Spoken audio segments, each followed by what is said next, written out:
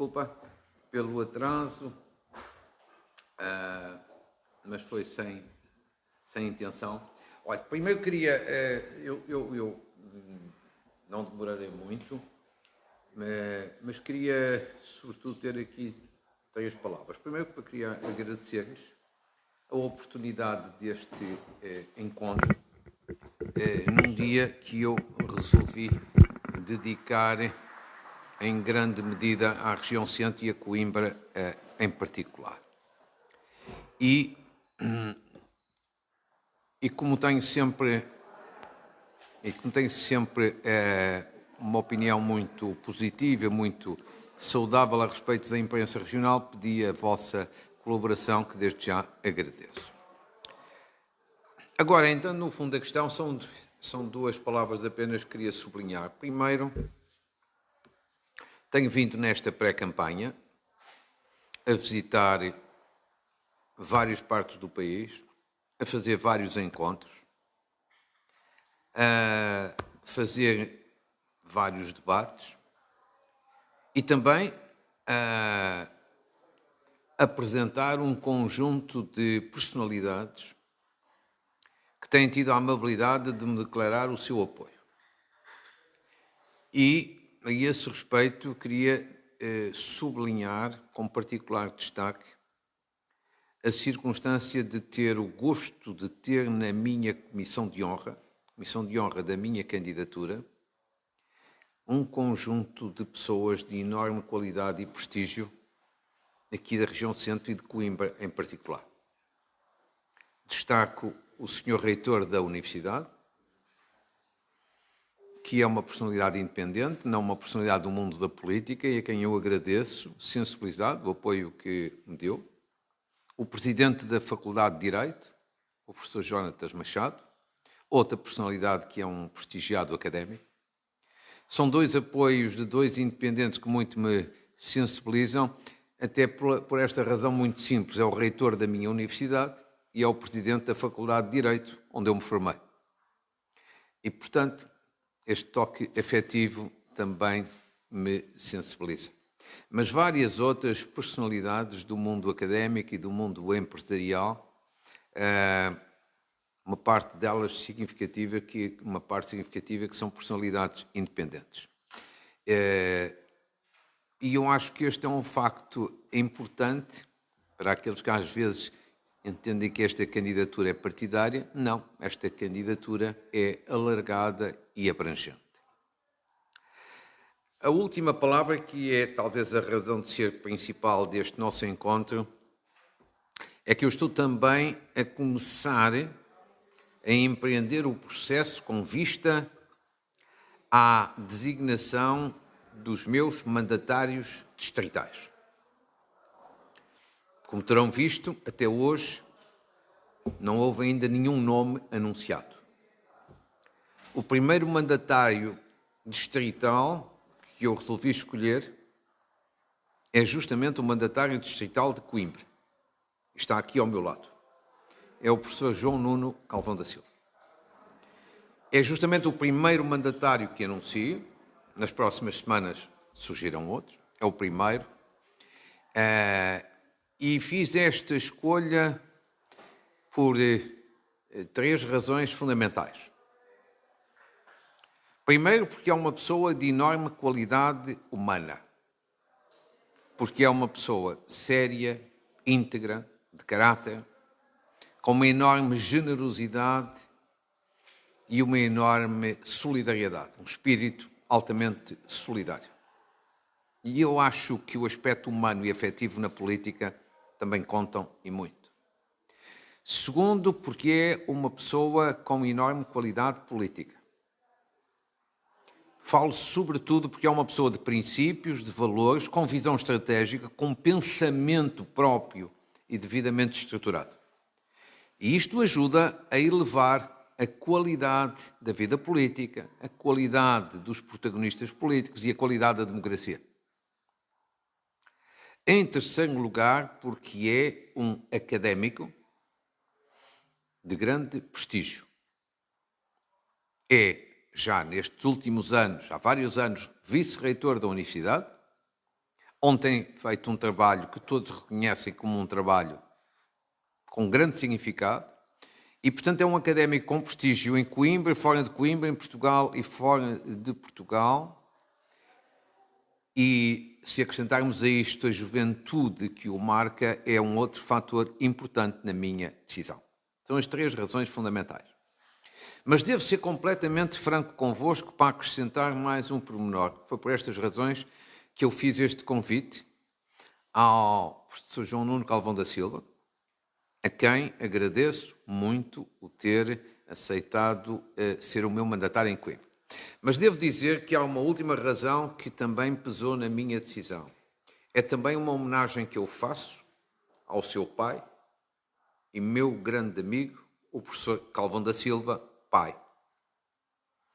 Fomos grandes amigos, foi meu vice-presidente quando eu fui líder do PSD, foi um companheiro de jornada durante muitos anos, deixou sempre na sociedade de Coimbra e do país uma marca de qualidade, de integridade, de honestidade, e nada melhor que a escolha do filho para poder prestar uma homenagem justíssima também ao pai.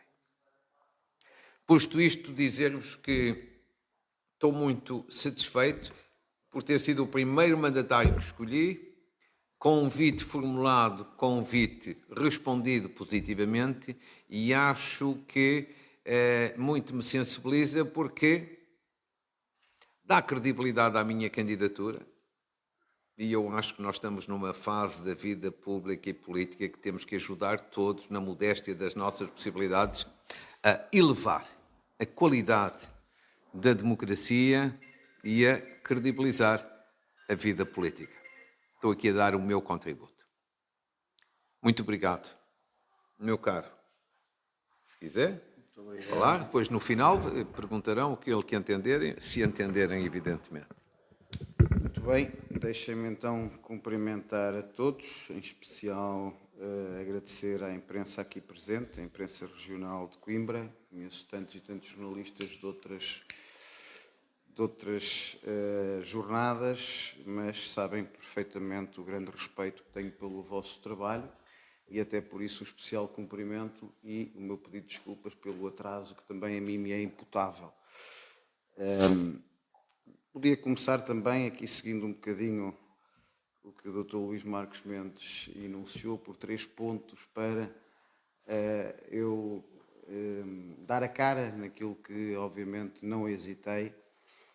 3 razões fundamentais para aceitar este repto que também a mim muito me honra e que me comove também do ponto de vista pessoal. Mas a primeira razão seria, é sempre bom para Coimbra e para a Universidade poder ter os nossos nas mais altas posições do país.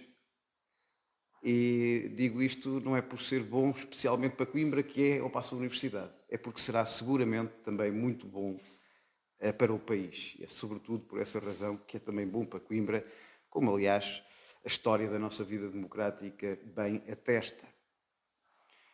Mas não é nessa condição que eu aceito este repto, não é nesta condição de ligação institucional à Universidade de Coimbra que eu estou aqui a dar o meu apoio. E por isso essa não era a razão fundamental. Também não é pela parte de amizade. É um grande amigo que herdei, como foi aqui muito bem salientado, um grande amigo que rego em nome próprio, digamos assim, mas não é a amizade que me leva a escolher, a aceitar ser mandatário distrital. A amizade, pelo contrário, reforça o meu grau de exigência nas opções que tomo e nestas opções de cidadania que tomo num momento particularmente importante para o país e num momento particularmente difícil para o país e para o mundo. A amizade reforça o meu critério de exigência e, portanto, a razão fundamental que, enquanto cidadão, me leva a assumir esta honrosa função é eu confiar, vislumbrar em Marques Mendes, ter a confiança de que vai ser de facto o Presidente da República certo para o momento que o país, a Europa e o mundo vivem. certeza de que vai ser um grande Presidente da República. Estou seguro disso. E todos nós devemos e podemos ter essa certeza. Porque todos nós o conhecemos e, portanto, estamos certos do que ele vai fazer. Há muito que o ouvimos na televisão, foram cerca de 12 anos, amplamente escrutinado nas suas diversas opiniões sobre os mais diversos temas. Podemos, de facto, sabemos quem é, podemos confiar, temos a certeza de quem é. Mas essa confiança, que é o argumento fundamental, respalda-se em 3 grandes ideias. Uma primeira, eu confio, e essa confiança, essa certeza, num mundo de incertezas, termos uma certeza grande é muito importante. Eu confio, em primeiro lugar, nas virtudes da sua ampla experiência política. Não é preciso relembrar aqui que já foi autarca, em primeiro lugar, que foi deputado, depois, que foi secretário de Estado, que foi ministro em várias pastas, que foi líder parlamentar, que foi presidente do partido e que é, de alguns anos esta parte, conselheiro de Estado.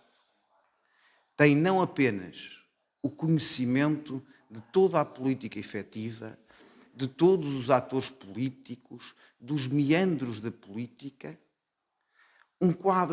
também tem um quadro constitucional claro da sua formação jurídica, mas sobretudo deste seu saber feito ao longo dessa experiência. E neste momento nós precisamos desse conhecimento, porque sem esse conhecimento, sem essa experiência de saber feito, não temos a necessária estabilidade. E numa época de tanta incerteza, de microciclos políticos, de tantos riscos de populismos e extremismos, termos um homem que, com a sua experiência, nos pode dar esta certeza de que buscará a maior estabilidade possível, é algo que o país não pode prescindir. Por segundo lugar, do que conheço da sua personalidade, mas sobretudo do que todos nós portugueses conhecemos do seu trajeto público, e é isso que me leva a ter esta confiança, a certeza de que vai ser um grande Presidente da República, porque todos nós conhecemos a sua carreira e sabemos que é um homem capaz de gerar consensos. Foi sempre um homem capaz de gerar consensos. Uma das mais importantes revisões constitucionais teve a sua mão política, teve a sua mão decisiva na negociação, julgo eu que com Jorge Lacão, e que conseguiu, de facto, a maioria reforçada necessária. E isto todos percebemos, os portugueses anseiam isto, os estudos de opinião assim o demonstram. Os portugueses não querem estabilidade, anseiam por compromissos no espectro político da moderação. Isto é de elementar bom senso. E Marques Mendes, nesse sentido, está na esteira dos grandes homens com que aprendeu a estar na política, num Mário Soares ou um Mota Pinto, de um António Almeida Santos ou um António Barbosa de Melo, para lembrar aqueles de vários espectros políticos partidários, mas também lembrando aqui nomes fundamentais da democracia portuguesa e da Universidade de Coimbra. Mas o consenso em si mesmo, a capacidade de diálogo, não é um fim que se esgota em si mesmo. Só se servir para o que o país precisa, que é de estabilidade e de reformismo. E Marques Mendes também já nos deu prova de que é um líder e, portanto, não se limita a querer gerar consensos. Sabe também decidir. E se muitas das vezes não for possível consensos, ou terá de impulsionar ainda mais esses consensos, como nos tem vindo a dar nesta fase, com grande pedagogia política, a mostrar o que faria ou o que devia ser feito pelo país para assegurar a estabilidade, não desejávamos estas eleições, Marques Mendes mostra que é também um homem da ação, que não se fica apenas a promover diálogos, mostra que é capaz de decidir, e isto é fundamental. É fundamental para o país termos um Presidente da República com estas características. Experiência política, capacidade de diálogo, de impulsionar consensos e de decidir, obviamente, no quadro constitucional das suas competências, que ele conhece melhor do que ninguém, ou melhor, que poucos conhecem como ele. Daí ser uma grande honra, mas sobretudo um cumprimento de um dever de cidadania e de consciência cívica que me leva a estar aqui hoje, com muita alegria pessoal também. Muito obrigado. Minhas senhoras e meus senhores, se tiverem alguma questão, farão um favor. A escolha de Coimbra tem a ver com a sua raiz em termos académicos, ser a primeira cidade a receber esse anúncio do mandatário. Simbólica, sim. É verdade. Eu tinha que começar por algum lado e algum lado tinha que ter significado. E achei que Coimbra tinha um especial significado porque foi aqui que eu me formei, foi aqui que eu, portanto, tirei a minha licenciatura. Ainda por cima fiz uma licenciatura de certa forma atípica, estudando e trabalhando ao mesmo tempo, mas trabalhando já na vida política, e tenho por Coimbra essa ligação afetiva muito forte. E, portanto, fiz esta opção por juntar Coimbra e por juntar o João Nuno Calvão da Silva. Não é irrelevante uma coisa e outra. Era importante também esta razão, por um lado, afetiva do ponto de vista territorial, mas sobretudo do ponto de vista pessoal. Tem toda a razão. Foi de propósito, foi deliberado. Se for eleito Presidente da República, terá à sua frente um novo governo, uma nova Assembleia da República e também muitos novos autárquicas que também depois das eleições autárquicas. Aqui para Coimbra, que consensos, e foi aqui falado que é alguém que consegue gerar as coisas, que consenso é que é preciso serem gerados para alguns projetos poderem avançar, que há muitos que estão parados? Bom, o Presidente da República não governa. O Presidente da República não legisla. Mas gera os consensos. Sim. Mas o Presidente da República deve ter causas. Considero mesmo essencial que um Presidente da República seja um protagonista de causas. Por isso é que vou, de resto, lançar dentro de dias uns Estados Gerais para discutir um conjunto de causas da presidência e deve, obviamente, fazer consensos. Agora, os consensos são os consensos que se impõem, sobretudo, entre os vários agentes políticos. De uma forma particular, os consensos que falamos para uma intervenção presidencial são, sobretudo, os consensos que envolvem o governo e que envolvem os partidos da oposição. E, sobretudo, entre o governo e o principal partido da oposição. Sejamos francos, estes são os consensos essenciais. Não estou a dizer apenas que o país precisa, mas aqueles que estão na mão de um Presidente da República no seu papel arbitrar. Agora, evidentemente que eu dou uma grande atenção e uma grande importância ao país real e ao país todo. E, portanto, para mim, Portugal não é apenas Lisboa, nem é apenas sequer a Grande Lisboa, é o país todo. E, evidentemente, que eu nunca esqueço, porque isso influenciou o meu comportamento de sempre, porque eu comecei a minha vida política por ser autarca.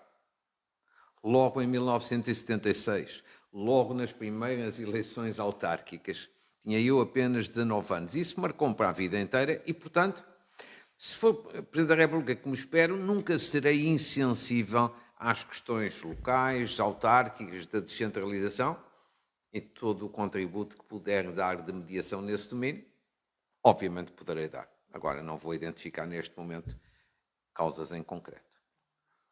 Na fratura à Universidade de Coimbra, que medidas ou alterações gostava que fossem implementadas no ensino superior?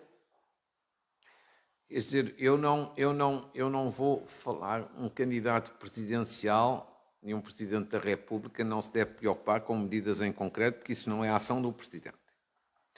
E nunca na vida, quer em campanha, quer depois da campanha, eu vou fugir a esta lógica. Eu não vou ser uma alternativa ao governo, qualquer que ele seja.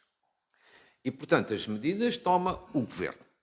E se um presidente quiser falar de medidas, fala em privado, ou com o líder do governo, ou com os líderes dos partidos. Agora, o que lhe vou dizer, independentemente das medidas, porque isso deixo para os dirigentes políticos, partidários e governativos, o que lhe vou dizer o seguinte, é que o que o Presidente da República terá que fazer no domínio da educação, acho eu, é chamar a atenção sempre e fazer a pedagogia de 2 ou 3 questões muito simples, mas de uma importância capital.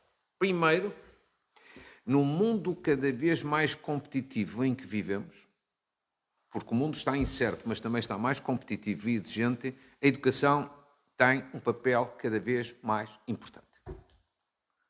E, portanto, quem tiver um nível de educação mais avançado tem mais possibilidades de competir com sucesso neste mundo cada vez mais exigente. É preciso permanentemente fazer esta pedagogia. Segundo, é preciso também fazer a pedagogia da verdade relativamente a uma mudança enorme que aconteceu nos últimos anos. No meu tempo, uma pessoa tinha uma profissão para a vida inteira. Hoje,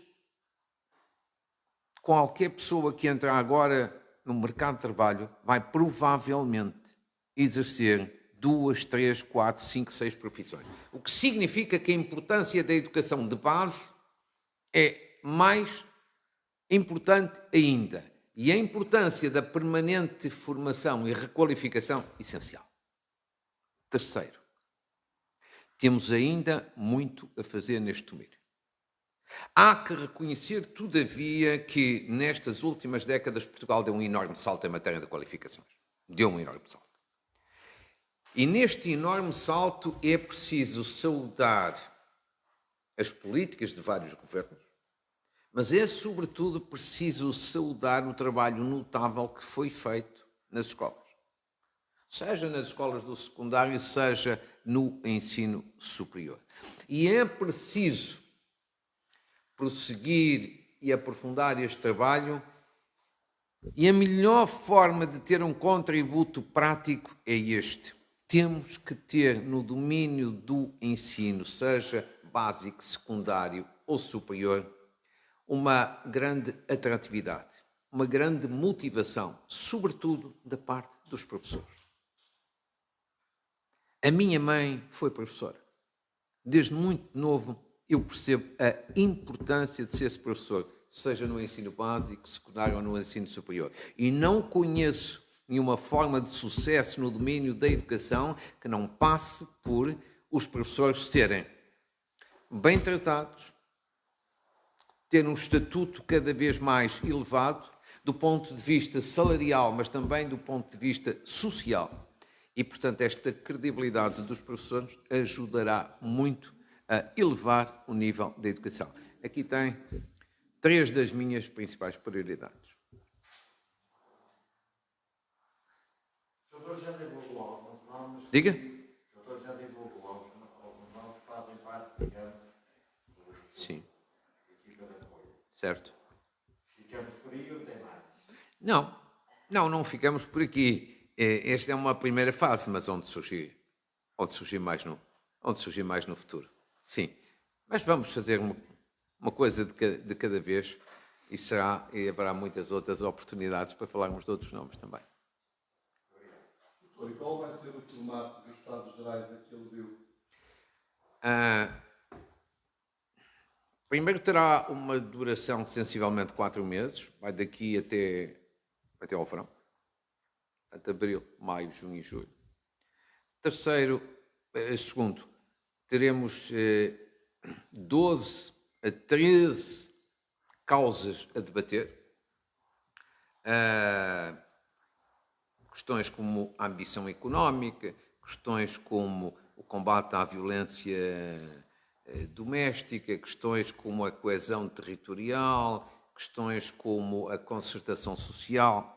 Portanto, haverá aqui um conjunto de causas, são 12 ou 13, está em ultimação. Terceiro, haverá um coordenador-geral destes Estados Gerais, o professor Miguel Poiás Maduro, que é um ilustríssimo académico e que aceitou também o meu convite. E depois, em quarto lugar, haverá um coordenador específico por cada área. E esse coordenador, o que é que fará? É aquele que, de um modo geral, tem por incumbência escolher as pessoas que vão participar. É aquele que terá por incumbência também dinamizar os debates e é aquele que, no final, também fará a síntese. E, no final de tudo, quinta e última questão, que eu espero seja já depois do verão, as conclusões desses Estados Gerais, digamos assim, eu tenciono convertê-las numa espécie de manifesto da minha candidatura. Há só uma pequena nota, faço questão de participar em todos os debates não tanto para emitir opinião, mas para ouvir as opiniões de todos quantos vão participar. E teremos personalidades de várias áreas a participar, até eventualmente alguns que não me apoiam, mas que acham útil participar nesta iniciativa.